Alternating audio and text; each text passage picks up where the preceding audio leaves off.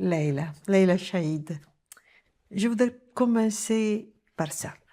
J'ai l'impression que ta vie, ton existence entière, coïncide avec l'histoire de ton pays, de la Palestine. Tu n'as pas tort, parce que je suis née en 1949 et la Palestine a disparu en 1948. Et je suis née d'une mère née à Jérusalem, déportée avec sa mère et ses frères et sœurs parce que son papa était un dirigeant nationaliste qui luttait contre la colonisation britannique.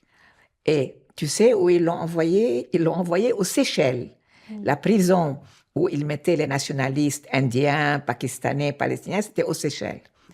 Mon grand-père a fui pour ne pas être arrêté au début et ma mère donc, est arrivée au Liban à 15 ans et elle a été à l'université. Et c'est à l'université qu'elle a rencontré mon père, qui était le médecin des étudiants de l'université américaine de Beyrouth. Et donc, moi, je suis née vraiment avec la Nakba. La Nakba en arabe, c'est le traumatisme le plus grave chez les Palestiniens, c'est la disparition de la Palestine. Parce qu'en quelques années, on a privé les Palestiniens de leur pays et on a créé un foyer national juif à la place. Et les Palestiniens étaient là depuis toujours, depuis la Bible. Et donc, c'était un traumatisme très profond parce que en 48, ils ont occupé Beyrouth, Jérusalem-Ouest, où elle est née. Elle est née, la maison où elle est née était à l'ouest de Jérusalem, qui était entièrement arabe. Elle n'était pas du tout juive. Eux ont décidé de faire leur capitale là-bas, mais c'est une décision politique. Et donc, je crois que ma mère est la première qui m'a parlé de la Palestine. Je suis née au Liban, à Beyrouth, en 1949, le 13 juillet. J'étais dans un appartement de la ville, je n'étais pas dans un camp de réfugiés. Donc, j'étais un enfant, je ne savais pas grand-chose sur la Palestine. J'étais asthmatique. Et donc, souvent, la nuit, je faisais des crises d'asthme. Et ma mère venait, je n'oublierai jamais, elle me caressait le dos. Parce que lorsque tu es asthmatique, tu fais un tel effort pour respirer qu'après, les muscles deviennent très durs. Et elle me racontait des histoires. Et en fait, j'ai fini par comprendre que toutes les histoires qu'elle me racontait, c'était ces histoires de son enfance. Sa manière de garder sa mémoire vivante était de me raconter ça comme des histoires des mille et une nuits. Elle m'a jamais raconté Chaperon rouge ou Cendrillon. Non, ses souvenirs comme enfant à Jérusalem. Elle a été très heureuse comme enfant à Jérusalem et c'était sa manière de garder cette mémoire qu'elle a fini par transmettre avant de mourir dans un livre. Et donc, c'est vrai que il y a des étapes. Alors, 48, c'est une étape très importante. Moi, je nais en 49. Lorsque je fais mes crises d'asthme, j'ai 5 ans, 6 ans, 7 ans, mais je comprends déjà. Elle me parle de très beau chêne qui a 1500 ans d'âge. Elle me parle des oiseaux. Elle me parle de ce qu'elle faisait avec ses amis, les paysans qui habitaient dans leur maison de campagne. Je saute carrément de là, de 48 à 67. 20 ans après, il y a la guerre des 6 jours. La guerre des 6 jours tombe le 5 juin 67. C'est le jour du bac.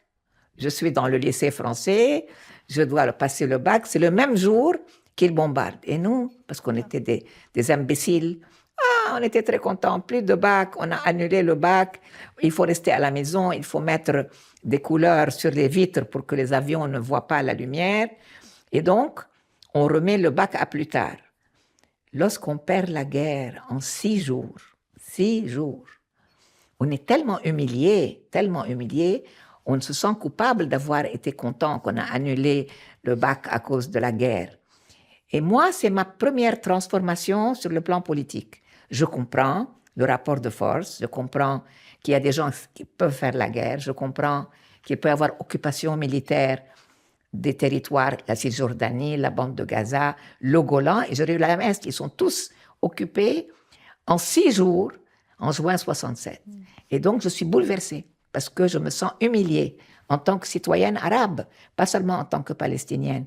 Et comme moi, beaucoup de Libanais, beaucoup d'Égyptiens, beaucoup de Syriens se sentaient écrasés par le rapport de force tellement en défaveur, parce qu'il y avait quand même 4 armées arabes, l'armée jordanienne, l'armée syrienne, l'armée libanaise et l'armée égyptienne. Et une armée israélienne qui ont battu tout le monde en 6 jours. Et donc, j'ai décidé, à partir de ce jour-là, que moi, je ne pouvais pas m'éloigner de la politique, qu'il fallait que je comprenne comment les Arabes peuvent être battus en 6 jours lorsqu'ils ont 4 armées devant une armée israélienne. Et ça, c'est le moment où je deviens plus politisée et je cherche la Palestine. Mais on n'avait pas le droit d'aller parce que c'était un territoire occupé militairement. Donc, où je vais? Dans le camp de réfugiés. Parce que pour moi, le camp de réfugiés palestiniens au Liban, c'est une petite Palestine. Parce que lorsqu'en 1948, ils sont expulsés, parce que c'est le plus grand nettoyage ethnique qui a eu lieu dans la planète, parce que 700 000 Palestiniens sont chassés sur 1,5 million, ça veut dire la moitié de la population. Ils sont où? Ils sont dans les camps de réfugiés, au Liban, en Syrie, en Jordanie. Et donc, moi, je vais rencontrer les associations qui travaillent dans le camp, et je trouve une petite Palestine, parce que les gens se regroupent par les villages d'origine. Les gens de Sakhnin se remettent ensemble. Les gens de Hébron se remettent ensemble. Les gens de Jérusalem se mettent ensemble. Parce qu'au début, les Nations Unies les ont placés comme ils voulaient. D'ailleurs, chose très négative, ils ont séparé les chrétiens des musulmans. Ils ont fait un camp pour les chrétiens, qui s'appelle le camp de Dbaïé, au nord de Beyrouth, et Sabra, Shatila et Bourj Lebraj, et les autres camps étaient à Beyrouth-Ouest. Et donc, moi, je pense que ça a été une date très importante dans ma vie, 67. Dans ma vie, dans la vie de beaucoup de gens, mon ami, par exemple, Lias Khouri, le Libanais, la vie de Mahmoud Darwish, qui a réalisé que lui, il était seulement palestinien et pas israélien, puisqu'il avait un passeport israélien. 67 a été un moment vraiment majeur de mon évolution en tant que jeune fille, parce que j'avais seulement 18 ans, je veux dire. Normalement, je n'aurais pas dû m'intéresser tellement à la politique. Voilà, ça c'est des étapes. Puis j'ai commencé, à cause des camps, j'ai commencé à militer avec les gens du camp, avec le mouvement Fatah, parce que pour moi, c'était le seul qui était complètement laïque, non religieux, parce que je ne pouvais pas accepter l'introduction de la religion dans la vie politique, parce que je voyais l'exemple du Liban qui était très confessionnel, souvent à cause des Français d'ailleurs. Et donc, pour moi, c'était une période très importante parce que c'est là que j'ai rencontré la Palestine. Je dis souvent, ma Palestine, c'est le camp de réfugiés au Liban. Parce que je ne vivais pas en Palestine, je vivais à Beyrouth. Je n'ai été après en Palestine qu'après les accords d'Oslo. Et avant l'occupation de la Cisjordanie, parce que de 48 à 67, c'était un territoire jordanien, la Cisjordanie. Et Gaza, un territoire égyptien. Mais à un certain moment, ça, l'on peut définir ton initiation politique. Oui. Mais après, tu as eu un rôle politique formidable à partir de l'année 89, oui. Oui. Et si tu peux nous dire un peu les étapes de ton travail politique à l'extérieur, oui, car tu as emporté ta Palestine ailleurs aussi. Alors, j'ai beaucoup milité dans les camps. Après, j'ai fait la connaissance d'un parti politique qui est le Fatah. Et j'étais un peu révoltée par le fait qu'en 70, la direction politique de l'OLP quitte la Jordanie après les événements de septembre en Jordanie et les massacres et viennent au Liban. Et au Liban, ils mettent de côté les responsables palestiniens du Liban et ils prennent eux la direction. Yasser Arafat, Abu Iyad, Abu Jihad, Kamal Adwan, tout ça c'était des dirigeants qui étaient en Jordanie. Et ils viennent au Liban et au Liban, ils ne se soucient pas qu'il y a une direction locale qui était de très bonne qualité. Alors moi, furieuse contre l'absence de démocratie, comment ils viennent et ils prennent notre place, je décide d'aller continuer mon doctorat en France, parce que moi j'ai fait anthropologie à l'université américaine à Beyrouth. Mais les théories qu'on nous enseignait étaient tellement stupides, parce que c'est des théories américaines, que j'ai dit à ma mère, je veux aller continuer mon doctorat en France parce qu'ils sont un peu plus intelligents. Parce que, par exemple, David Lerner, un sociologue américain, disait, on peut calculer la modernité d'une société par le nombre d'antennes de télévision.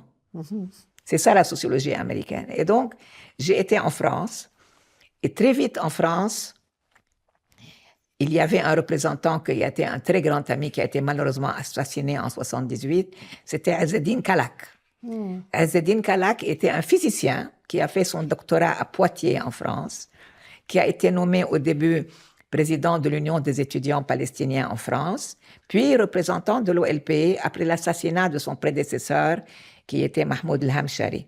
Tous assassinés par les Israéliens, soi-disant parce qu'ils ont été mêlés au massacre des athlètes à Munich. Ils n'avaient rien à faire avec ça. Et après, un des commandos israéliens a écrit un livre pour dire « On a assassiné des gens qui n'avaient rien à faire avec Munich ». Donc, lorsque je suis arrivée en France, Ezzeddine Kalak était très content qu'il avait une Palestinienne francophone qui peut parler devant la radio et la télévision et qui fait un doctorat. Alors, il m'a envoyé un ami tunisien pour me convaincre d'aller travailler avec lui.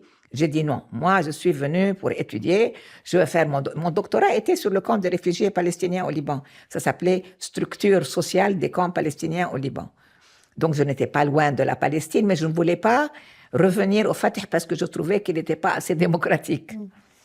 Et donc, petit à petit, il y a eu des événements terribles au Liban. Et le plus important était le siège du camp de Tal el-Za'atar.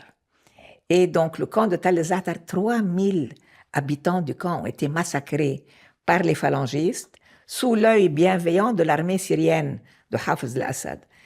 Et comme l'aéroport était fermé, c'était la guerre civile qui a duré au Liban de 75 à 90, 15 ans. Et je n'ai pas été. Je n'ai pas été à Beyrouth pendant cette période-là. Je n'ai pas été aider les gens à Tal el-Za'atar.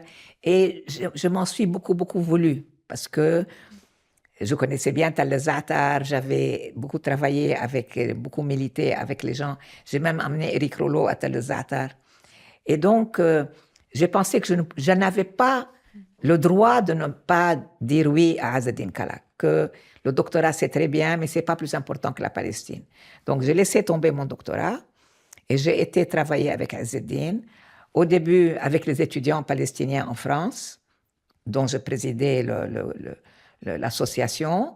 Et puis après, j'étais une citoyenne normale. Je veux dire, je travaillais avec Ezzeddine comme son adjointe, son collègue. Il m'envoyait voir les responsables français, les responsables de parti, les ministres français, parce qu'il a très bien travaillé. Et malheureusement, il a été assassiné par les Israéliens en 1978 via Abou Nidal. Parce que Abou Nidal était vraiment un type qui était prêt à être recruté par qui payait mieux pour assassiner des gens. Et donc, ils ont assassiné Ezzeddine Kalak. Et à la même année 1978, j'ai rencontré mon mari, je me suis mariée et j'ai été au Maroc.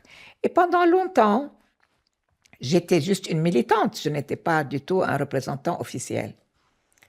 En 1989, il y a un congrès du Fatah. Et je suis un peu nostalgique du Moyen-Orient en Afrique du Nord, parce que moi j'habitais donc Rabat, la capitale du Maroc, et les événements qui concernent la Palestine avaient lieu au Proche-Orient. Donc je me sentais un peu isolée. Donc je vais à ce congrès. Et dans ce congrès, il fallait réélire le comité exécutif de l'OLP, les membres et le président. Le président était Arafat, bien sûr, depuis déjà assez longtemps. Mais lui, il n'était pas depuis 1964 le président, il y avait un type avant lui, Ahmad el-Shoukairi. En tout cas, une dame qui travaille avec Arafat, son chef de cabinet, avait décidé de faire une grande réception dans son jardin pour encourager les femmes palestiniennes à voter pour Arafat. Donc, elle l'aidait dans sa campagne électorale. Et Arafat me dit, je veux te nommer ambassadeur, la première femme ambassadeur pour la Palestine. Je dis, mais moi je suis mariée, j'ai un mari qui m'attend à Rabat et je ne veux pas devenir ambassadeur.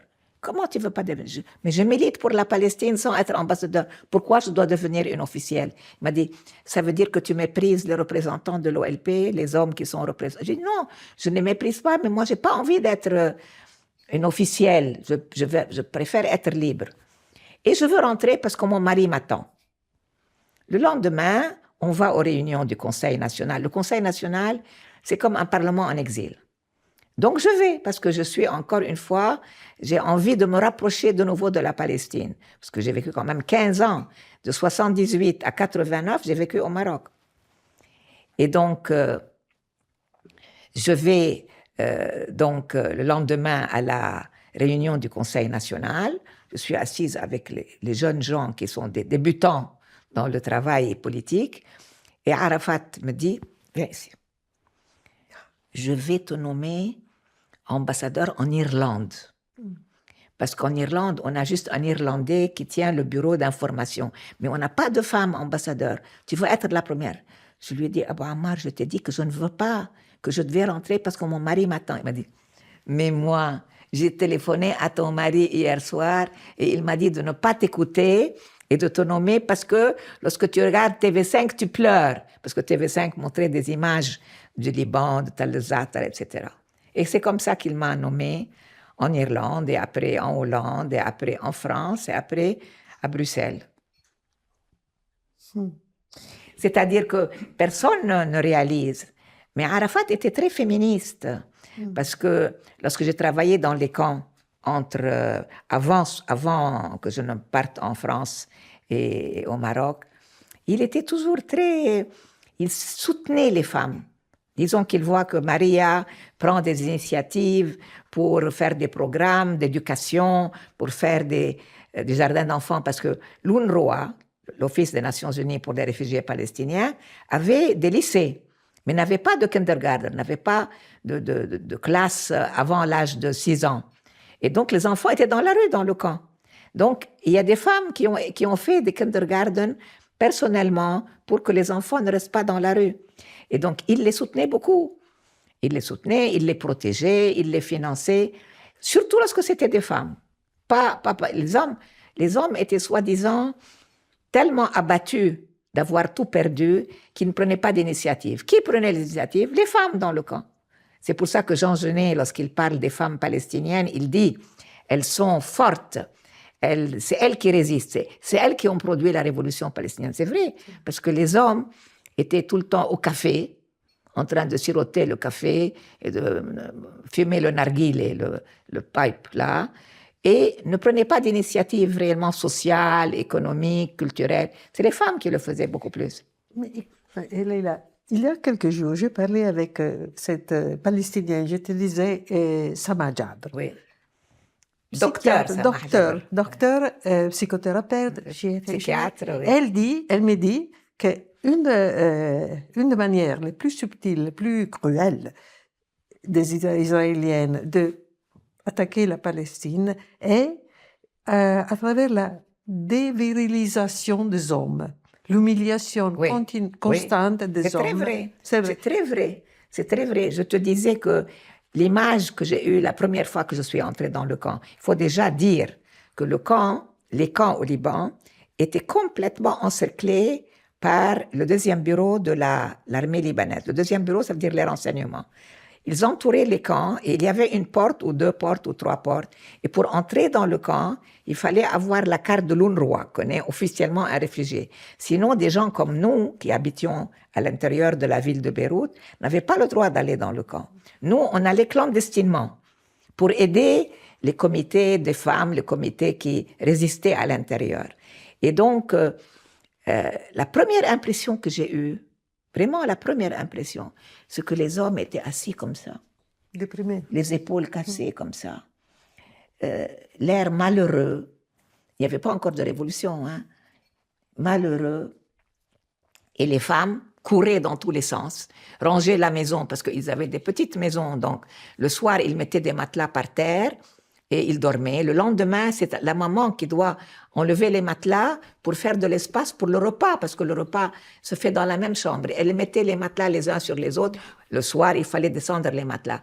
Donc, les femmes étaient actives à la maison, mais aussi à l'extérieur de la maison. Lorsqu'il y a eu les écoles de kindergarten qui ont été fondées par des gens plutôt de la classe moyenne, les femmes allaient aider pour faire des classes de chant, des classes de dabke, la danse, pendant que ceux qui étaient un peu plus éduqués faisaient des cours d'anglais, de mathématiques, de sciences naturelles. Et j'étais très admirative du fait qu'elle prenait l'initiative. Petit à petit, après 67, les hommes ont commencé à avoir la perspective de devenir des fédayines, comme les appelle Jean Genet. Ça veut dire des combattants, de résistants contre l'occupation israélienne, contre la politique des pays arabes. Et ils ont repris un peu plus de self-confidence, un peu plus de confiance en eux-mêmes. Et ils n'étaient plus complètement affaissés comme ça devant les portes de leur maison, mais ils commençaient, il y a des gens allaient chez les marxistes-léninistes, d'autres allaient chez les maoïstes, d'autres allaient chez les communistes. Et donc, la révolution était pour eux une manière de regagner leur dignité, de ne pas se sentir complètement niés comme êtres humains, comme gens qui ont de la dignité. C'était très important ça. Et j'ai vu la transformation. Genet a vu la transformation et en a très bien parlé dans Un captif amoureux. La dignité est très importante pour des gens humiliés. Et Dr Samah a raison de dire que la stratégie israélienne, c'est de détruire la psychologie des gens en les humiliant tout le temps. C'est ce qu'ils font aujourd'hui dans les territoires occupés. Qu'est-ce qu'ils ont fait à Gaza? Qu'est-ce qu'ils ont fait en Cisjordanie? C'est humilier, humilier, humilier, pour qu'à la fin, tu t'auto-détestes. Tu te détestes toi-même parce que tu réalises que tu es humilié et que tu ne peux rien faire. C'est l'intériorisation de... Oui, tout à fait. Ils intériorisent cette humiliation. Je suis très intéressée à ton point de vue et à ton histoire et à ton expérience, car tu as démontré toute ta vie que l'on peut faire la politique seulement si l'on ne perd pas le contact, la relation avec la culture. Et alors, faire de la politique, c'est faire de la culture. Moi, je t'ai rencontré à travers Mahmoud Darwish, Souad Amiri, John Berger, Elias Khoury. Et tu étais toujours là où Christian Salmon Parce que moi, je pense que la culture est dans tout ce qu'on fait, dans la cuisine qu'on prépare, dans la conférence qu'on fait, dans l'explication de qu'est-ce que c'est la Palestine. S'il n'y a pas une dimension culturelle, comment on s'habille, comment on fait une architecture, comment on décore sa maison, tout ça, c'est de la culture. On ne peut pas mettre la culture de côté. La culture est peut-être l'élément qui fait de nous vraiment des gens universels. Parce que la culture ne peut pas être séparée par nationalité. Avec le temps, je deviens très, très, très peu nationaliste. Je n'aime plus le nationalisme parce qu'ils séparent les gens. Ils ne font pas une ouverture humaniste, une ouverture culturelle, une ouverture linguistique. La poésie, par exemple, la poésie, elle n'a pas de frontières. Le cinéma, il n'a pas de frontières. La musique n'a pas de frontières. Tandis que la politique, elle a beaucoup de frontières.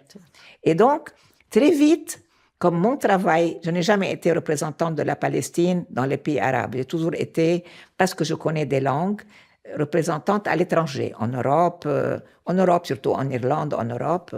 Et donc, je faisais des conférences aussi aux États-Unis, là où ils avaient besoin de quelqu'un pour expliquer qu'est-ce que c'est les Palestiniens. Parce que Golda Meir, qu'est-ce que c'est les Palestiniens? Ils n'existent pas. Et donc, il fallait qu'on raconte aux gens notre mémoire, ça veut dire comment on a été dépossédés de notre terre, parce que les Anglais n'avaient pas une colonisation de peuplement. Ils n'ont pas amené des Anglais s'installer en Palestine, comme par exemple les Français en Algérie. Mais ils avaient l'idée que cette région du monde est importante parce qu'elle a du pétrole. Eux étaient le mandat, donc c'est eux qui avaient l'administration, l'armée qui était là. Ils étaient beaucoup plus forts que les Palestiniens. Et ils ont fait ce qu'on appelle la déclaration Balfour, qui dit qu'on va aider le mouvement sioniste à faire un foyer national juif en Palestine. Sans les Anglais, les Israéliens n'auraient jamais pu faire un État parce que il n'y avait même pas d'armée encore. Il y avait des mouvements militaires qui étaient comme l'Irgun et les Stern. Les Anglais les appelaient des groupes terroristes, parce que toute personne qui manie les armes est terroriste, soi-disant.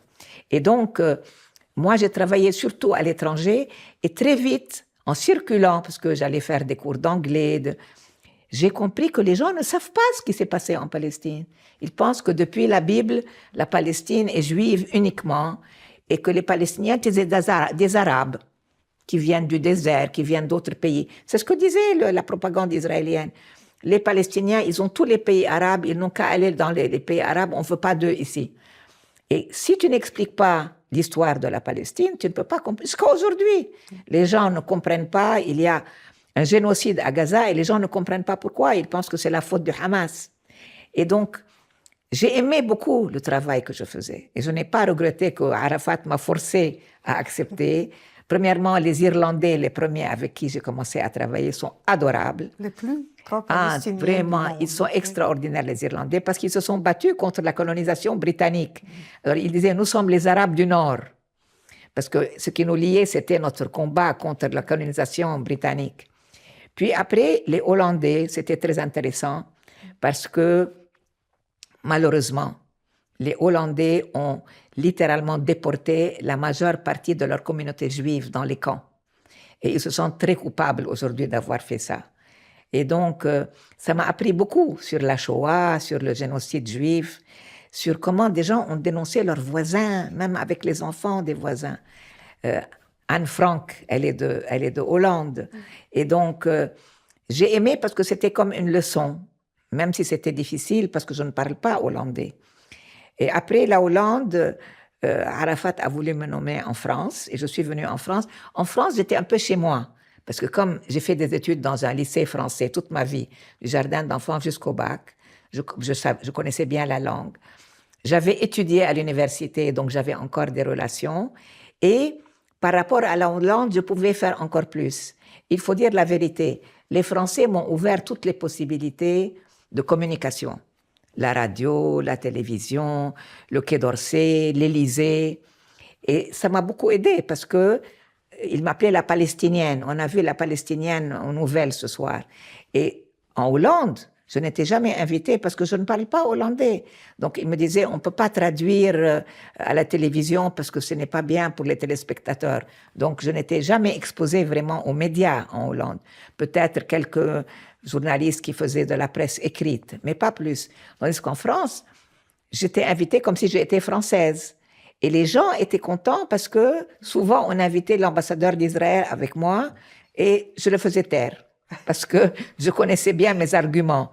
Et donc, je prenais un taxi, il me disait « Bravo, hier, tu as fait taire l'ambassadeur d'Israël ». Parce que, malheureusement pour eux, les Israéliens diplomates utilisent beaucoup de propagande. Ils appellent ça en hébreu la hasbara. Ça veut dire la propagande qui a convaincu beaucoup de gens qui, jusqu'à aujourd'hui, après tout ce qui s'est passé à Gaza, disent Israël, c'est la seule démocratie du Moyen-Orient. Pourquoi ça? Parce qu'il y a tellement de culpabilité par rapport à la responsabilité européenne dans le génocide juif et dans la Shoah, qu'ils pensent qu'ils se rattrapent sur leurs crimes de la Seconde Guerre mondiale. Mais rien ne rattrape. Et en faisant ça, c'est très triste pour les Palestiniens parce que les Juifs en Palestine étaient très heureux. Ils étaient heureux en Syrie, au Liban, en Irak, en Iran. Et pourquoi est-ce qu'il faut que les Palestiniens payent le prix d'un génocide commis en Europe par des Européens contre les communautés juives de tous les pays européens? Et donc, il y a quelque chose, moi j'appelle ça une tragédie grecque, beaucoup plus qu'un conflit politique. Lorsque les gens me disent le conflit israélo-palestinien, je dis non, ce n'est pas un conflit. C'est une question de Palestine. C'est comme ça qu'elle s'appelait aux Nations Unies. Et c'est plus une tragédie grecque, parce que les anciennes victimes deviennent les oppresseurs et la nouvelle victime est palestinienne. Ça veut dire, ça montre comment l'histoire peut se retourner contre des gens qui n'ont pas de responsabilité pour les malheurs qui sont arrivés. Il y a beaucoup d'Israéliens qui comprennent ça, mais il y a aussi beaucoup qui, malheureusement, ont voté pour le gouvernement de Netanyahou, qui est sûrement le gouvernement le plus à droite depuis la création de l'État d'Israël. Leila, tu es une communicatrice formidable. Je ne sais pas Je si pense- c'est formidable. Il faudra demander Non, aux gens non, non. qui écoutent. Non, non, je sais, je te vois, je t'écoute, je Oui. t'ai vu en action parfois ici, par là. Et en effet, je n'ai jamais rencontré un ambassadeur israélien qui peut tenir ton rythme. Et je pense que c'est très important aujourd'hui, mais aussi dans le passé, ce que tu fais, que c'est de rendre la complexité Oui. de la réalité. Oui. Tu n'aimes pas les stéréotypes, simplification, la oui. simplification, les clichés qui tuent. Et en effet, par exemple, ta seule existence, ta seule professionnalité, c'est le déni total de la simplification. Oui. Tu es une femme, mais tu as un rôle, par exemple. Tu parles beaucoup de langues, tu peux tenir tête à tout le monde. Alors, partons de là. le don de la complexité et le danger de la simplification comme un instrument politique de la Oui, politique. je pense, comme tu dis, que la complexité est dans la plupart des situations. Aujourd'hui, en Ukraine aussi, il y a une grande complexité. Et essayer d'enlever la complexité, c'est vraiment une réduction de la réalité. La réalité, elle est complexe. En Italie, en Ukraine et surtout dans les pays comme nous, qui avons tellement de problèmes à régler, il y a une nécessité de comprendre la complexité. D'où l'importance de connaître l'historique et de comprendre la mémoire. Tu me dis que je m'intéresse à la culture. Comment tu peux expliquer la complexité et la diversité et la richesse de la culture arabe en Palestine si tu ne vois pas la diversité des langues, des religions? C'est une terre sainte, ça veut dire, Arafat adorait Terra Santa. Et comme ça, il disait, nous sommes une Terra Santa. Pourquoi? Parce que c'est le pays et la ville, Jérusalem, des trois religions, juive, chrétienne et musulmane. En Sumer, c'est l'invention de l'écriture. Il y a une richesse en Méditerranée qui n'a pas d'égal. Aujourd'hui, les Européens sont forts, les Américains sont forts. Mais est-ce qu'il y a vraiment un passé historique, culturel américain? Non, c'est ou des cowboys ou des Indiens. Et donc, il y a quelque chose qui est fascinant, d'où le travail des voyageurs qui ont été vers l'Égypte, vers la Palestine, vers le Liban, parce qu'ils ont découvert, hier il y avait un article très bien dans le journal sur Pierre Loti. Ils viennent de rouvrir la maison de Pierre Loti comme un musée Pierre Loti. Pierre Loti, il a été dans tous ces pays pour voir de ses propres yeux. Et donc, il y a quelque chose qui est Chateaubriand, plein de gens sont venus dans cette région du monde à cause de la richesse de la culture, des langues, de l'histoire. Il y a la Bible, il y a la Torah, il y a le Coran. Les trois parlent de Jérusalem. Et donc, je pense qu'on n'a pas le droit de faire des clichés. Mais ces clichés, ils viennent de l'ignorance. Moi, j'ai inventé un terme, pas ignorance, ignardise. J'ai fabriqué le terme parce que quelquefois, les gens sont tellement ignorants et ils ne reconnaissent pas qu'ils sont ignorants, donc ils ne lisent pas des livres. Parce qu'on peut dépasser en voyant des films, en lisant des livres, en lisant de la poésie. On peut découvrir qu'est-ce qui est vraiment l'historique d'une question ukrainienne, par exemple. Mais si on veut se contenter de regarder la télévision, bien sûr, ce sont des clichés, parce que la télévision fonctionne par clichés. Et aujourd'hui, c'est le téléphone mobile et les réseaux sociaux qui continue le travail qu'a commencé la télévision. Mais les gens, lorsque tu communiques avec eux, et tu leur donnes une piste, c'est pour ça que j'aime la communication, parce que je vois l'effet. Si tu sais bien communiquer, tu suscites l'intérêt. Après, les gens vont rentrer à la maison, ils vont lire un livre, ils vont regarder un documentaire, et ils vont découvrir que ce qu'ils avaient étaient des clichés. Et dans ce sens, alors, un instrument politique pourrait être la création du doute. Oui, bien sûr. Oui. Bien sûr. Alors, par exemple, aujourd'hui, il y a deux clichés qui sont très dangereux pour les Palestiniens. Les terroristes et la victime. Et? Non, ça c'est le troisième. Oui. L'islamophobie, Oui, naturellement. oui, oui. Mais aussi, de l'autre côté, la victime absolue. Oui. Et c'est bien plus complexe que ça. Mais comment en faire détruire les clichés qui sont si solides? Oui. Non, mais ils ne sont pas tellement solides. La preuve, le terrible génocide à Gaza depuis 2 ans, il a coûté 65 000 morts et plus de 150 000 blessés et 4 000 enfants amputés de leurs organes parce que l'immeuble tombe sur eux. Ils ont beaucoup changé l'opinion publique mondiale. Aujourd'hui, même à Hollywood, il y a des bagarres entre ceux qui veulent appeler génocide, ceux qui ne veulent pas appeler génocide, ce qui s'est passé à Gaza. Donc, ce n'est pas vrai que les clichés sont complètement accrochés. Mais la réalité qui est loin n'est pas connue assez parce que c'est loin. Par exemple, pourquoi les Israéliens ont interdit à tous les journalistes de rentrer dans la bande de Gaza? Pas un journaliste.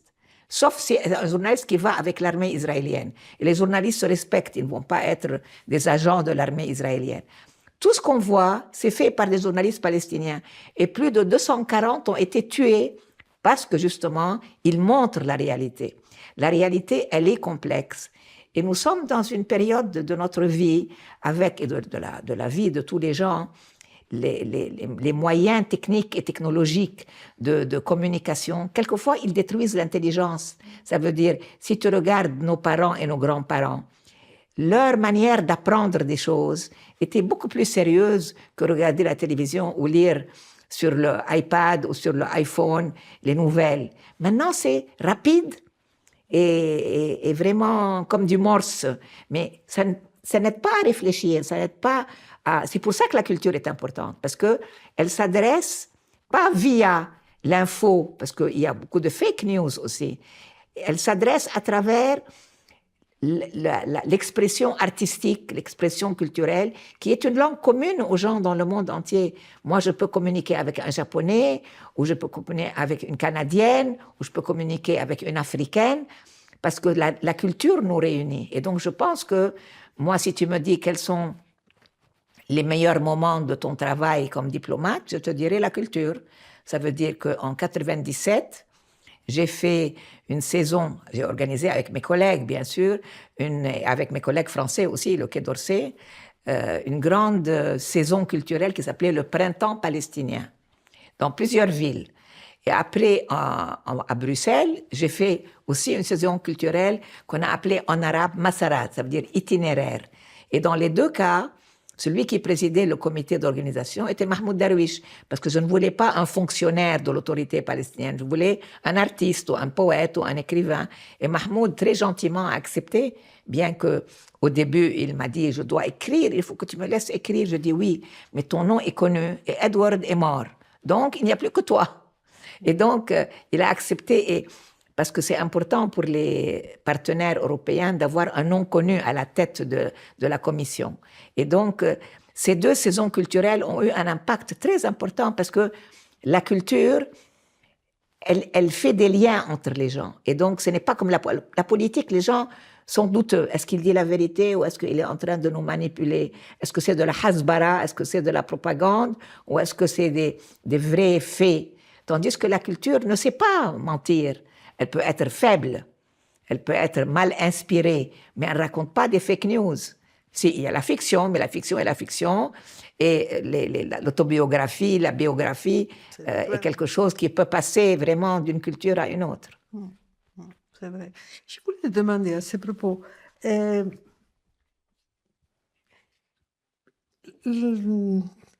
que l'on a perdu un peu, c'est l'expérience directe avec les social media et la technologie, l'intelligence artificielle. Ce qui manque et qui manque plus en plus, c'est l'expérience directe. Toucher, voir, écouter, renifler. renifler. Et l'expérience directe et, c'est vrai, ce que tu disais, la presse, pas du 7 octobre 2023, la dernière fois que je suis entrée à Gaza, c'était l'année 2005. Dans l'année 2006-2007, fini. Alors, et ça veut dire que l'expérience directe est dangereuse. Il faut arrêter ça. Parce que l'expérience directe, elle a deux formes d'intelligence. Une intelligence cérébrale, tu découvres qu'est-ce qu'il y a, l'autorité, le Hamas, les riches, les pauvres, les chrétiens, les musulmans, c'est une grande communauté chrétienne à Gaza, personne ne sait ça. Et donc, mais en même temps, l'intelligence émotionnelle, parce que nous avons deux intelligences, l'intelligence cérébrale et l'intelligence des émotions. Pendant longtemps, on n'a pas reconnu l'intelligence des émotions. Et moi, comme orientale, j'y crois beaucoup. Je pense qu'on peut communiquer par le cœur, on peut communiquer par l'émotion, par la tendresse, par l'amour, par la sympathie que nous inspire des peuples. Par exemple, moi j'adore les Indiens d'Amérique. Pourquoi j'adore les Indiens? Parce que je sais comment on les a mis dans des réserves et ils étaient les vrais habitants des États-Unis et de l'Amérique entière. Regarde les aborigènes en Australie, la même chose. Donc, c'est beaucoup plus une intelligence émotive que je mets en marche que cérébrale. Et donc, c'est pour ça qu'il faut aller vers la réalité. Moi, par exemple, à côté de la culture, j'ai beaucoup travaillé en France et en Belgique avec la coopération décentralisée. Ça veut dire des élus et des citoyens disons, d'une ville ici, vont chez des gens avec qui ils sont jumelés et ils échangent l'éducation, les travaux de la municipalité, la culture, la danse, le théâtre. Et comme ça, les gens se rencontrent et comme tu dis, ils voient la vraie réalité. Et c'est très important parce qu'ils reviennent transformés. Transformés, vraiment, parce qu'ils découvrent que tout ce qu'ils avaient, c'était des clichés. Et là, ils voient la réalité, ce n'est plus des clichés. Et cette réalité, la plupart du temps, elle les rapproche beaucoup des Palestiniens et de leurs amis israéliens, parce qu'on a quand même pas mal d'amis israéliens qui militent aussi pour mettre fin à l'occupation. Tu sais que notre commun ami John Berger a utilisé cette formule qui pour moi est précise, amnésie du tangible. Amnésie du Amnésie du tangible. tangible, qui est une formule nette. Très simple. Très mais simple oui. et très directe. Et revenons à ton ami Jean Genet. C'est Il ressemble un peu à c'est John Berger, toi. oui. Si, C'est des et êtres toi, exceptionnels. oui. exceptionnel, unique, nous manque, il nous manque. Mais ils nous ont laissé les livres, comme tu dis. Et en effet, tu as invité Jean Genet. Non, c'était c'est comment pas- c'est lui, l'histoire? c'est lui qui s'est invité lui-même. Ça veut dire que moi, j'ai connu Genet en 75, très tôt. On est très vite devenus amis. Et lui avait besoin de nourrir sa mémoire d'un voyage qu'il a fait en Jordanie en 1970 pour témoigner des massacres que l'armée jordanienne faisait contre les Palestiniens de Jordanie. Parce que nous, on commençait à devenir politisés, comme je t'ai dit, en 67. Et on a fait un peu des petits États, le Front démocratique, le Front populaire, les communistes, le Fatah. Chacun, et on était armés. Et donc, on a un peu foutu le bordel dans la Jordanie. Alors, l'armée a vraiment ouvert des canons sur les camps de réfugiés, ce qui était vraiment un désastre et un crime. Donc, le représentant qui était à Paris s'appelait Mahmoud El-Hamshari, type que j'ai adoré, qui a été lui aussi assassiné. Et il connaissait Jean Genet. Donc, il a dit à Jean Genet, est-ce que tu peux aller en Jordanie pour témoigner de ce que tu vois, la réalité dont tu parles? Est-ce que tu peux aller voir la réalité de cette guerre entre l'armée jordanienne et les Palestiniens? Et Jean Genet a été tout seul. Et lorsqu'il a découvert les camps de réfugiés et les camps des fédayines, des combattants, il est tombé amoureux de cette réalité. Pas d'un homme qu'il a aimé. Il y a des gens qui sont stupides, qui pensent que son livre s'appelle Captif amoureux parce qu'il avait un amant. Il n'a jamais eu d'amant palestinien. Mais, comme tu dis exactement, soudain, il voyait l'autre côté de la réalité. Pas les clichés qu'on lui avait fait, mais une réalité de gens qui étaient humiliés, qui se sont redressés. Intifada, ça veut dire ça. Intafada, le verbe, c'est être comme ça, écrasé, humilié, et faire comme ça, revenir fier de soi et sûr de soi. C'est ça, intifada. Et donc, les Palestiniens ont créé une révolution parce qu'ils ont été très humiliés et très cassés. Et donc, je pense réellement que c'est cette réalité que Jean Genet a essayé de transmettre dans un captif amoureux. Mais je vais en quelques mots, parce que je peux parler de Jean Genet pendant 3 heures, dire que Jean Genet a eu un cancer de la gorge. Il habitait chez moi à la maison à Rabat. Et donc, à un moment donné, il a eu une rechute du cancer parce qu'il a continué à fumer. Et il y a eu le siège de Beyrouth en 1982. Et moi, Beyrouth, c'est ma ville. Je suis née à Beyrouth, donc je suis aussi attachée à Beyrouth qu'à la Palestine.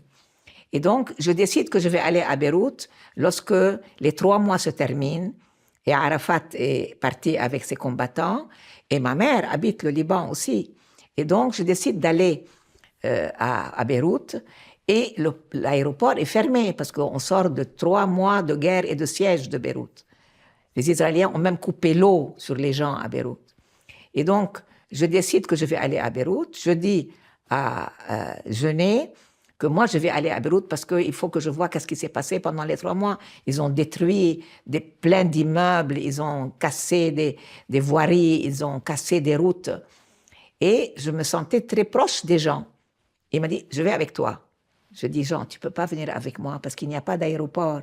Je dois aller avant à Damas. À Damas, je prends un taxi collectif. Je ne sais pas où sont les Israéliens à Beyrouth parce qu'ils n'ont pas quitté tout Beyrouth. Ils ont quitté uniquement le côté ouest de Beyrouth. Ils sont restés à l'est puisqu'ils étaient amis avec les phalangistes.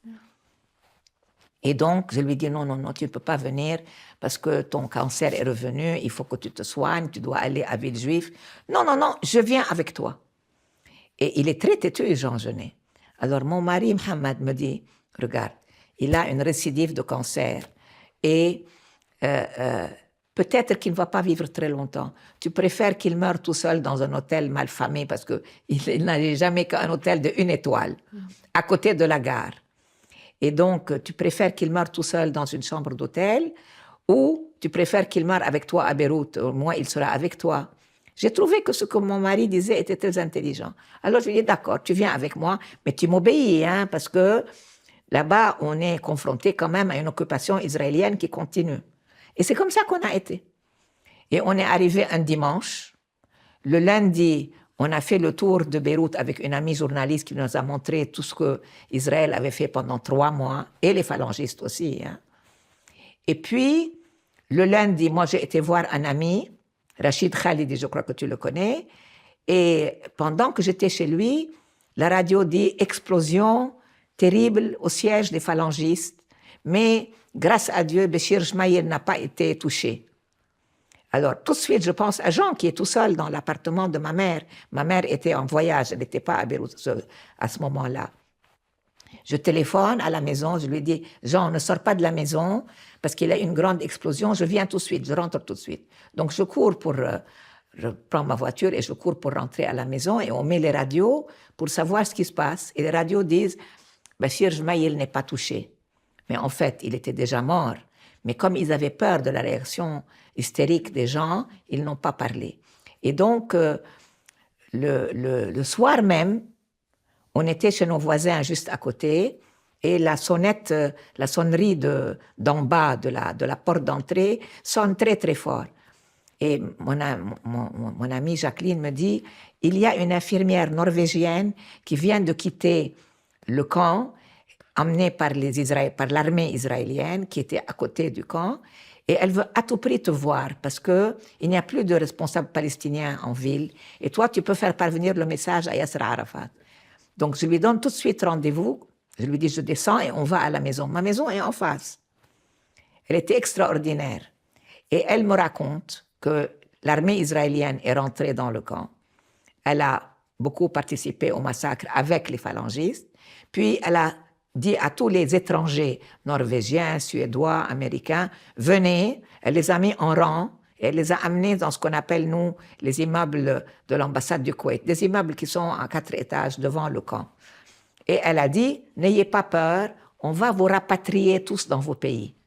Mais ils étaient dans un hôtel qui s'appelle Mayflower. Et si quelqu'un veut rester, il peut rester à Beyrouth. Alors, il y a deux mains qui se lèvent. Une, c'était Sweet Chai Ong, qui était une Indonésienne qui est spécialiste de chirurgie orthopédique, et cette Norvégienne dont maintenant j'ai oublié le nom, qui était extraordinaire. Elles ont dit, nous, on veut rester. Et elles m'ont dit toutes les deux, parce qu'elles sont venues dormir chez moi à la maison, elles m'ont dit, on est resté pour envoyer le message à Arafat pour qu'il comprenne que c'est un projet israélien de faire le massacre, c'est pas un projet. Comme je ne savais pas que c'était aussi horrible, j'ai laissé Jean Genet aller au camp. Les corps étaient encore par terre, ils étaient putréfiés, l'odeur était insupportable. Mais moi, je voulais savoir ce qui s'était passé pour justement envoyer le message. Je ne pouvais pas me contenter du témoignage de la Norvégienne, parce que moi, c'était le lendemain et le lendemain. Et donc, c'était absolument horrible, parce qu'ils étaient restés au soleil, dans la chaleur du mois de septembre à Beyrouth, qui est très chaud. Et Genet était confronté pour la première fois depuis 20 ans à l'horreur totale, lui qui est obsédé par la mort et la violence. Et soudain, je pense que son désir d'écrire est revenu. Lorsqu'on lui disait, comme dans le dialogue avec Rudiger, pourquoi tu n'écris plus? Il disait, parce que personne n'a besoin que j'écrive et moi, je n'ai plus envie d'écrire. Lorsqu'il est confronté à cette expérience du massacre de Sabra et Shatila, c'est comme quelque chose qui revient de très loin et qui est le besoin d'écrire. On revient à la maison, on est KO, on ne peut même pas pleurer tellement c'est horrible. Et on trouve les traces d'amphétamine par terre parce que les combattants phalangistes prenaient de l'amphétamine pour tuer jour et nuit. Et Jean me dit, je dois rentrer. Je lui dis, bien sûr, bien sûr. Il était brûlé parce que en septembre, le soleil est encore fort et lui ne sortait pas de son hôtel à Paris. Donc il avait des cloques au visage. Je pensais qu'il allait mourir. Je lui dis, oui, je vais te trouver un taxi collectif qui t'emmène à Damas, puisqu'il n'y a pas d'aéroport à Beyrouth, il est fermé. Et de là-bas, un ami te prendra. Et il y avait la femme de Lias Sambar qui était dans le même taxi que lui. Vous allez aller, Samia est avec toi, elle t'aidera et vous allez à Paris. Parce qu'elle va à Paris elle aussi. Parce que Elias était à Paris. Et donc, je lui dis, et surtout, Jean, tu ne fais pas le malin. Parce que dans le taxi collectif, tu n'es pas seul, il y a d'autres personnes. Et il y a des barrages de l'armée israélienne et des phalangistes. Donc tu ne fais pas le malin parce que lui, il était très, très, très malicieux. Et si tu as écrit quelque chose, donne-le-moi parce que sinon, tu vas avoir des problèmes avec les barrages. Il me dit, si j'ai écrit quelque chose, ce n'est pas sur le papier, c'est là. Et j'ai déchiré tous les papiers, je les ai jetés dans les WC et j'ai tiré la chasse. Mamma mia, tu as détruit ce que tu as écrit, mais je t'ai dit que ce que j'ai écrit, il est là, il n'est pas sur le papier. Et ils sont partis. Et il est arrivé à Paris. Moi, je suis restée, j'ai fait une enquête avec les blessés de Sabra et Shatila et j'ai compris tout ce qui s'est passé et j'ai averti Arafat. Et un mois après, j'ai été à Paris pour rentrer au Maroc chez mon mari. Et lorsque je rentre dans la chambre de la chambre de Jean Genet, dans les frères Bouglione qui ont le cirque Bouglione l'aimaient beaucoup et ils l'avaient logé dans un appartement Bouglione dans le 17e arrondissement sans payer d'argent. Et donc il était dans son lit vraiment un peu blême, parce que le cancer quand même était revenu, et il n'y avait que des bouteilles de lait comme ça, alignées sur le mur, parce qu'il ne pouvait pas avaler le pauvre chéri, donc il prenait uniquement du lait. Et il s'est mis debout comme ça dans le lit. Ah, tu es rentré? Oui, je suis rentré. Comment tu vas? Comment tu te sens? Il me dit bien, viens ici. Et il sort d'à côté du lit, de la commode, un paquet de papier comme ça. Il me dit, tiens, c'est pour toi. Et je regarde, c'est tapé à la machine déjà. Et c'est absolument extraordinaire, c'est 4 heures à Shatila. Le texte, tout de suite, je lui dis, Jean, c'est comme tu écrivais avant. Tu as recommencé à écrire. C'est extraordinaire. C'est tragique, mais c'est tellement bien écrit qu'on est pris par la beauté de l'écriture. Bravo, c'est génial. C'est parce qu'en fait, je pense qu'il avait envie de revenir à l'écriture, mais il avait besoin d'un choc pour susciter l'envie. Et depuis ce jour, il ne s'est plus arrêté. Il a écrit 4 al-Shatila, qui est un peu le hors-d'œuvre de la grande captif amoureux. Et il a fait la chose la plus extraordinaire au monde. Il a inventé une forme d'écriture avec un captif amoureux. Ça veut dire que ce n'est pas, on parlait beaucoup lui et moi, ce n'est pas une autobiographie, ce n'est pas un roman, ce n'est pas un essai, c'est tout ça en même temps. Et il me disait tout le temps, je veux leur montrer les Palestiniens. Parce qu'ils ont été invisibilisés. À partir de, pourquoi on dit c'est la Nakba? Parce que la Nakba, c'est-à-dire la catastrophe, c'était de vider la Palestine du maximum de gens, 700 000 sur 1,5 million, et les rendre invisibles. C'est pour ça qu'on les appelait les Arabes. Dans les résolutions des Nations Unies de l'époque, on ne disait pas les Palestiniens, on disait les réfugiés arabes. Et arabe, c'est très général. Il y a 22 pays arabes avec la Palestine. Et donc, lui, en Europe, les gens ne connaissaient pas, ne savaient pas à quoi ressemble un Palestinien. Et donc, après les dernières années, ils ont remplacé Palestiniens par terroristes palestiniens, ce qui n'est absolument pas vrai. Et donc, lui, il était dans son lit, dans sa chambre d'hôtel à Paris, et moi, j'étais assise sur une chaise au bout de la chambre. De temps en temps, il levait la tête, après avoir écrit. Il me disait, tu comprends, je veux que les gens les voient. C'est comme si je fais un script pour un film. Je veux que ce soit des séquences comme ça pour qu'ils voient les Palestiniens. J'ai dit, tu as raison, parce qu'ils sont rendus invisibles. On est en 1986, ok? Et donc, je me disais, mais qu'est-ce qu'il écrit? Un roman, un essai, une biographie, une autobiographie? Parce que j'arrivais pas. Après, parce qu'il est très sympathique. Après, il me disait, regarde Leila, je veux qu'on lise ce livre de gauche à droite et de droite à gauche. Je dis, comment ils vont lire de droite à gauche? C'est pas de l'arabe. Et en français, en anglais, on lit de gauche à droite. Oui, mais tu ne comprends pas ce livre. On ne doit pas le lire comme ça d'une traite. On peut ouvrir au milieu et dire, ah, je vais lire ça ce soir. Après, le fermer et revenir une semaine après, le prendre de la commande et lire une autre partie. J'ai dit, bon, maintenant je comprends un peu mieux. Après, parce qu'on s'aimait beaucoup vraiment. Bien qu'il ne manifeste pas trop l'amitié et l'amour facilement. Moi, je suis beaucoup plus extravertie, comme dit mon mari. Et un jour, il me dit, Leila, ne t'inquiète pas, ne t'inquiète pas. Je dis, de quoi je vais m'inquiéter? Il me dit, du livre. Il va revenir comme une bouteille à la mer. Et j'ai adoré cette expression, parce que c'est exactement ce qui s'est passé. Lorsque le livre est apparu après sa mort, quelques mois après sa mort, il avait déjà, lui, mis en page comment il voulait que les paragraphes soient, comme il dit dans le début du livre, le noir entre les blancs. Il voulait mettre des blancs lui-même, parce qu'il n'y a pas de chapitre. Il voulait mettre les blancs pour changer de sujet, parce qu'il allait au Japon, il revenait en Jordanie, puis il allait au Liban, puis il allait en Grèce. Et donc, il mettait les blancs là où lui voulait dire qu'on est passé à autre chose. Et j'ai été très impressionnée lorsque le livre est sorti, le nombre de gens qui ont critiqué le livre, sans l'avoir lu, en disant, oui, c'est sûrement un livre de propagande pour les Palestiniens et pour l'OLP et les Panthères noires, parce qu'il parle beaucoup des Panthères noires dans le livre. C'est un livre de propagande. Il est devenu sénile, Jean Genet, il est trop vieux pour écrire, il a écrit n'importe quoi. Et moi, vraiment, j'étais vraiment écroulée de tristesse que ce magnifique livre, les gens ne le comprennent pas. Puis, il y a eu Alain Milianti qui a découvert le livre et 4 heures à Châtillon, qui m'a contactée pour faire une pièce de théâtre, et elle a eu le premier prix de théâtre en France. Très bien.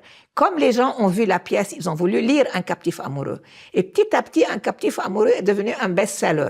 Et petit à petit, les critiques littéraires disaient c'est un chef-d'œuvre parce que c'est une nouvelle forme.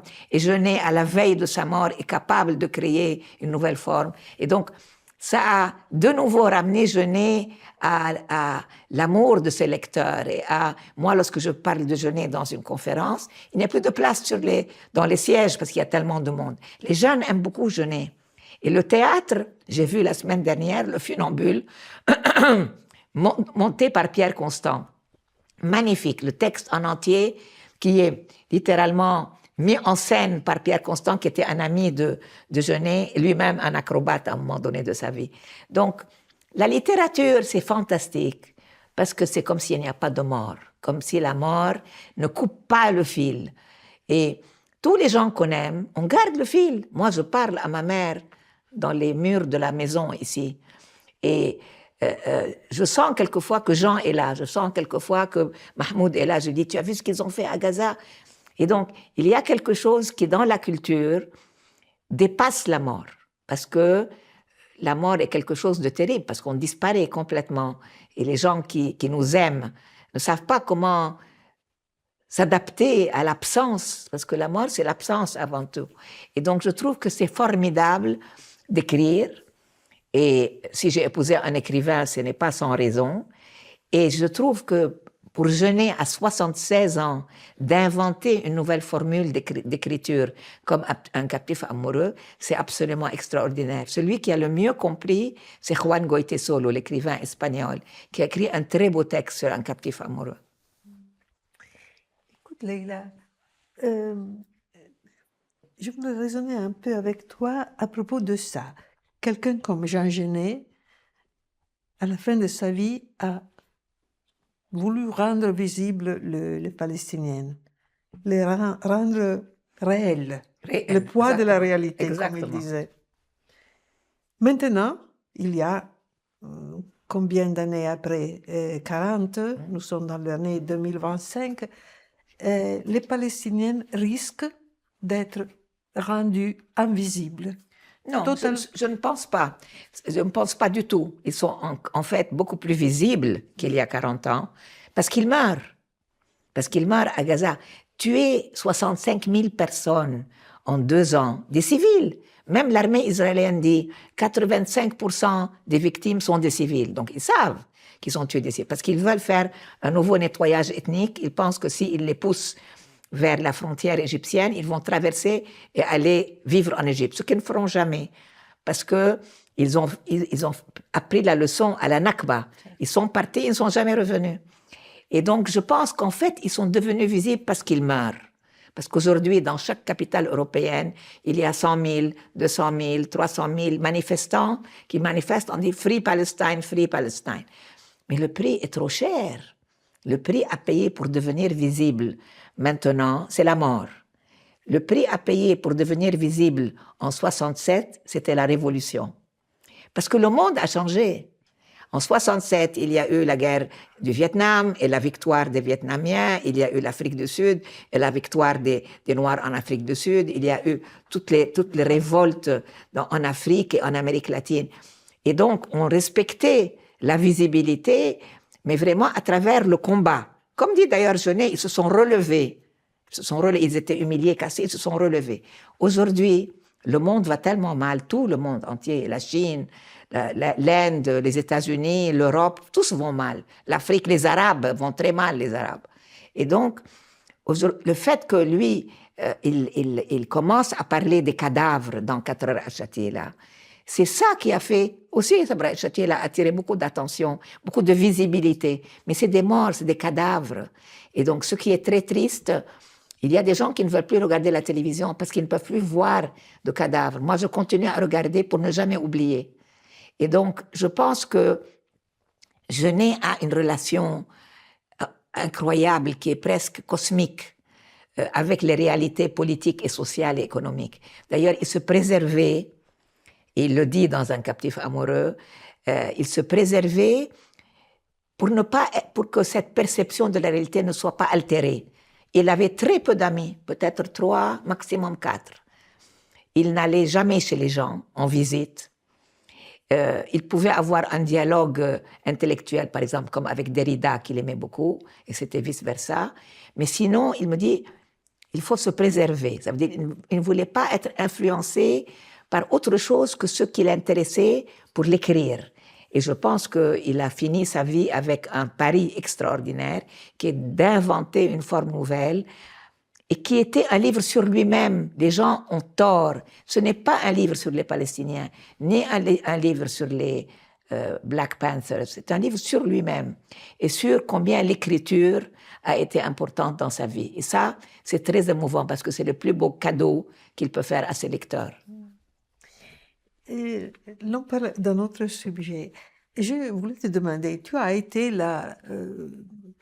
Tu as eu un rôle politique très clair jusqu'à l'année 2014. 15. 10 ans. Et au téléphone, tu m'as parlé immédiatement de 10 ans, les derniers 10 ans, comme 10 ans de liberté, oui. Liberté de parole. Oui, totalement. Qu'est-ce que ça veut dire? Ça veut dire que lorsque tu es le représentant officiel, c'est pour ça qu'au début, je ne voulais pas un rôle officiel. Tu ne peux pas être l'ambassadeur d'un pays et après critiquer sa direction politique. Et donc, moi, j'ai démissionné en 2015. J'ai prétendu que c'était une retraite, mais c'était uniquement pour que les Israéliens n'utilisent pas ma démission contre l'autorité palestinienne. Mais en fait, je sentais déjà que l'autorité palestinienne, ça veut dire la direction héritée de Oslo. Parce qu'avant, ça ne s'appelait pas autorité palestinienne, ça s'appelait OLP. Avec l'OLP, j'étais tout à fait à l'aise.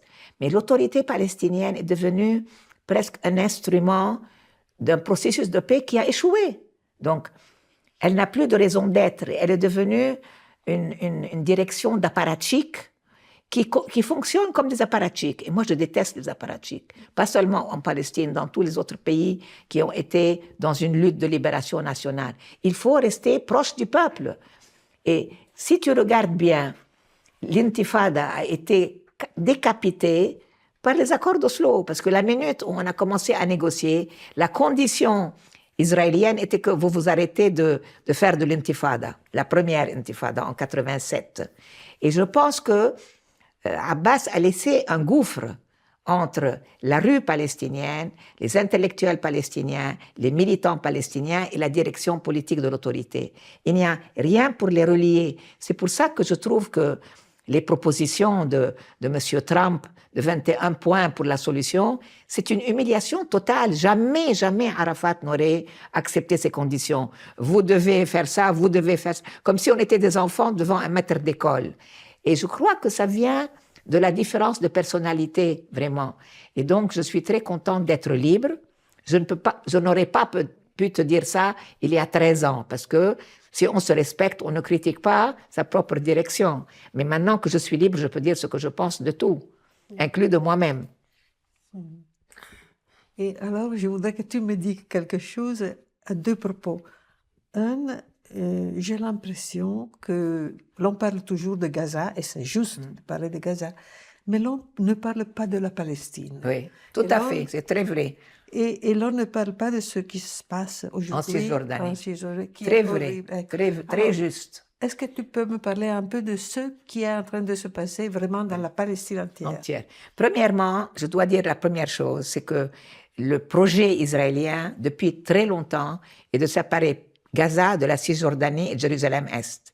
Les territoires occupés en 67 sont Gaza, la Cisjordanie, Jérusalem-Est et le Golan syrien. Okay? Ce qui nous intéresse, c'est les territoires palestiniens. Depuis le début de l'occupation, ils veulent séparer Gaza de la Cisjordanie. Ils sont objectivement séparés parce qu'il y a entre les deux Israël. Il y a des territoires israéliens. Mais nous, sur le plan de notre émotion, de notre aspiration, de notre combat, on se sentait très proche. Arafat était très malin parce qu'il prenait son hélicoptère tout le temps entre Gaza et Ramallah pour dire, même si vous prenez la terre, moi je suis dans les airs. Mais ce qui s'est passé dans les dernières années était quelque chose qui ne correspondait pas à ce que nous sommes. Nous sommes devenus une pseudo-diplomatie, parce qu'on n'est pas une vraie diplomatie. Moi, j'ai été diplomate pendant longtemps, je peux le dire. Je peux même me critiquer moi-même de ne pas avoir vu plus tôt que ce n'est pas ce qui est important à la diplomatie. Ce qui est important, c'est la lutte des Palestiniens sur le terrain. En Cisjordanie, regarde qui l'armée israélienne attaque. Les réfugiés dans les camps. Le camp de Jenin, le camp de Tulkarem, le camp de Balata. Pas la ville de Tulkarem, ni la ville de Naplouse, ni la ville de Jenin. Les camps. Pourquoi? Parce que c'est les réfugiés qui ont fait la révolution. Dans d'autres pays, il y a eu différentes manières de faire la révolution. En Afrique, au Vietnam, en Algérie. Nous, c'est vraiment les réfugiés, longtemps avant l'intifada des territoires occupés, qui ont commencé la lutte. Déjà, et qui étaient ces dirigeants? Par exemple, Khalil el-Wazir, Abu Jihad, de Gaza. Gaza a toujours été le lieu qui a produit la révolte palestinienne, la résistance palestinienne. Et c'est pour ça qu'aujourd'hui, ils la détruisent complètement.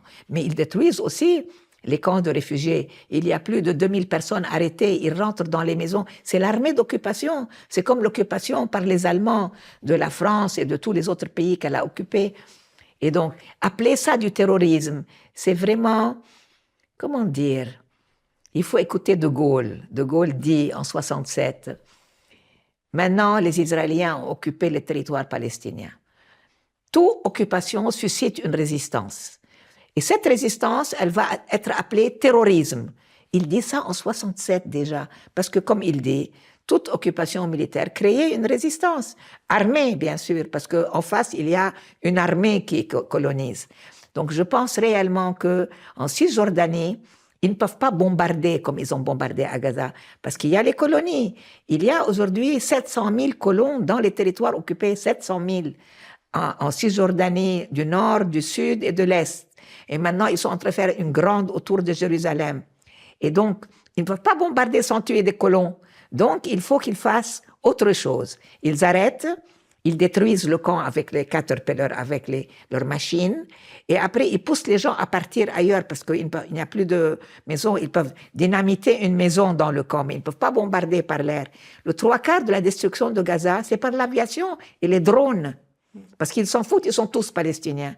Et ils prétendent qu'ils sont tous du Hamas. Ce n'est pas vrai, puisqu'il y a eu des élections en 2006, et Hamas a eu 30% seulement, elle n'a pas eu 80%. Et donc, il y a quelque chose qui est la responsabilité palestinienne. Si je suis tellement critique à l'égard de Mahmoud Abbas aujourd'hui, notre président, c'est que je trouve qu'il n'a pas été à la hauteur de la tragédie que nous vivons aujourd'hui en Cisjordanie et à Gaza. Il est tellement préoccupé par la diplomatie internationale.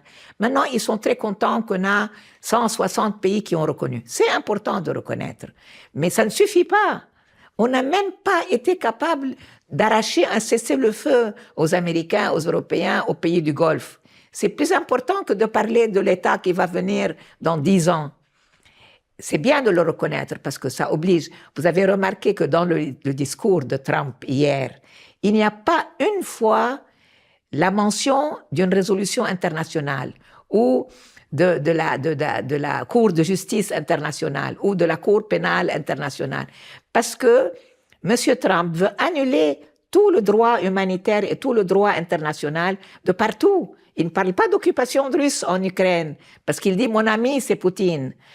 On est rentré dans une période de chaos total et de destruction de toutes les constitutions, toutes les résolutions qui permettaient aux êtres humains et aux différentes populations de vivre ensemble. Comment tu vas vivre ensemble s'il n'y a pas un socle commun qui est le droit? Monsieur Trump veut détruire le droit parce que lui, il dit « moi, j'ai résolu cette guerre en l'espace de 1 an ». Alors, je veux bien savoir qui sont ces guerres qu'il a résolues et où est la paix. Tout ça parce qu'il veut un prix Nobel.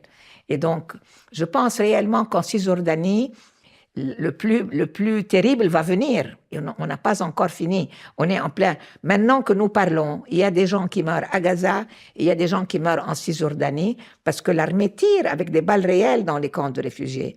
Et la cible est toujours les réfugiés parce que la révolution a commencé avec les réfugiés.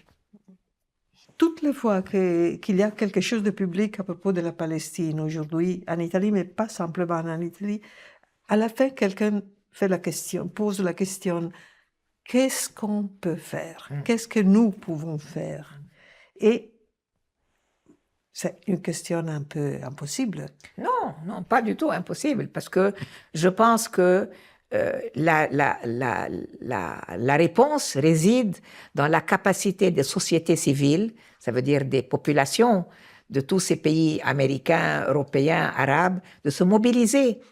Vous pensez vraiment que la Grande-Bretagne, qui était la puissance colonisatrice de la Palestine, aurait reconnu l'État s'il n'y avait pas eu des centaines de milliers de manifestants dans les rues de Londres dans les 2 dernières années? En Italie, il y a eu des centaines de milliers qui ont manifesté. Madame Meloni n'a pas encore décidé de reconnaître, mais j'espère qu'elle le fera. La pression que fait la population des sociétés civiles est très importante. Elle est importante avant tout contre leur gouvernement, pour dire « qu'est-ce que vous faites? Vous regardez la télévision, les gens mourir et les enfants mourir, et vous ne faites rien ». Ça, c'est la première. Et deuxièmement, ça influence les autres qui n'ont pas de position, ou ceux qui ont des clichés en tête. Donc, ce n'est pas vrai qu'il n'y a pas de recours. Et je pense que la mobilisation des sociétés civiles, ce que je vous ai raconté, la coopération entre une ville italienne et une ville palestinienne, c'est très important parce qu'elle rétablit des canaux de communication entre Palestiniens. Les Palestiniens ont besoin de sentir qu'il y a des amis de l'autre côté de la Méditerranée, qu'ils ne sont pas seuls au monde. Parce que souvent, ils sentent qu'ils sont seuls. Là, ils crient à la télévision. Mais qu'est-ce que vous faites? Qu'est-ce que vous faites pour arrêter ce massacre? Mais écoute, se sentir seul est terrible, mais être seul est encore plus terrible. Alors, toute cette participation, cette passion politique qui est vraie, qui est authentique, n'a pas produit quelque chose Mais parce que la démocratie dans le monde va très mal. Nous vivons une crise très profonde Et alors? de la démocratie, surtout en Europe. Ça veut dire l'extrême droite est en train de gagner du terrain, pas seulement en Israël, mais aussi en Europe. Et cette extrême droite, la dernière chose qu'elle veut, c'est que la population soit politisée, qu'elle s'intéresse, qu'elle manifeste. Parce qu'ils pensent que si aujourd'hui on manifeste pour Free Palestine, demain on va manifester contre le gouvernement du pays. Et donc, je pense qu'il y a une crise très profonde de la démocratie. Chez nous, dans les pays arabes d'ailleurs, le printemps arabe n'a rien donné. Mais même chez vous, en Europe, il y a une très grave crise de la démocratie. Moi, lorsque j'ai commencé à travailler pour l'Union européenne, la majorité du gouvernement était de gauche. Maintenant, la majorité est de droite et d'extrême droite. Et donc, je pense que la communication entre les peuples est très importante pour recréer une nouvelle conception de la démocratie au XXIe siècle. Se réveiller. Se réveiller. La sédation, pour le moment, est forte. La sédation politique. Mais il y a des manifestations pour les droits sociaux, pour les droits médicaux, pour le droit à la liberté, pour la liberté d'expression. Il n'y a pas seulement la solidarité avec la Palestine. Mais c'est ça, exactement ça. Je voudrais terminer avec un peu de réflexion sur ça. Si l'on isole la question Palestine, ça risque d'être un peu une distraction Oui, politique. bien sûr. Non, il ne faut jamais isoler, d'ailleurs, il ne faut jamais isoler. Même en France, où moi je réside aujourd'hui, lorsqu'il y a des manifestations, il y a les syndicats, il n'y a pas seulement les partis politiques, il y a beaucoup de citoyens. Ça veut dire ce sont des gens qui considèrent que leurs droits sociaux, leurs droits économiques et leur droit à avoir une opinion sur des luttes en Ukraine ou en Palestine, c'est leur droit et personne ne va leur enlever ce droit. Et donc, c'est très important que cette dimension sociale, culturelle, politique entre citoyens, parce que le monde est devenu un seul monde à travers, on n'aime pas beaucoup les inventions de l'intelligence artificielle, du mobile et de tout ça, mais en même temps, on peut l'utiliser positivement. Ça veut dire, ça universalise la question palestinienne. Elle n'est pas nationaliste, elle est universelle. Moi, je pense qu'une des raisons pour laquelle tu m'interviews maintenant, tu fais une conversation avec moi, c'est parce que tu considères qu'en Italie, par ailleurs en Europe, il y a des gens qui sont intéressés à entendre une voix palestinienne. Parce que le monde devient une grande planète qui, malgré les gouvernements, arrive à communiquer. Et c'est là, je pense, la solution vraiment, parce que je n'ai pas beaucoup d'espoir, malheureusement, dans les gouvernements qui nous gouvernent aujourd'hui. Alors, espoir, oui. Espoir, oui, bien sûr. Parce que la vitalité de la société civile est très forte. Regarde ce qui s'est passé, par exemple, en France avec les Gilets jaunes. Et ils ont inventé des moyens modernes. Ils ont fait des sit-ins dans les places sur les autoroutes et les gens ne pouvaient pas passer. Et tout le monde s'est intéressé à leurs revendications. Il faut inventer des nouvelles expressions politiques pour régénérer la démocratie. La pizzoline, elle est d'ici et elle est une très belle, très bonne huile parce qu'elle a du goût. Et il y a plein de parfums. Mais c'est parce que c'est la Méditerranée. Ouais. Nous sommes déjà dans la Méditerranée, dans le Gard. Et c'est vrai que tu as des odeurs, tu as des lumières magnifiques. C'est pour ça que c'est tellement beau le sud de la France. Moi, je ne pourrais pas vivre ici si ça ne ressemblait pas un peu à la Galilée, au Liban. Tu as cherché quelque chose de comme ça. familial. Après, j'ai compris. Une fois que j'ai trouvé, je me suis dit, pourquoi je n'ai pas été en Bourgogne? Pourquoi je n'ai pas été en Bretagne? Parce que ce n'est pas du tout comme là où mon enfance a été. C'est évident. Ouais. Oui. Oui. Regarde comme la lumière est belle.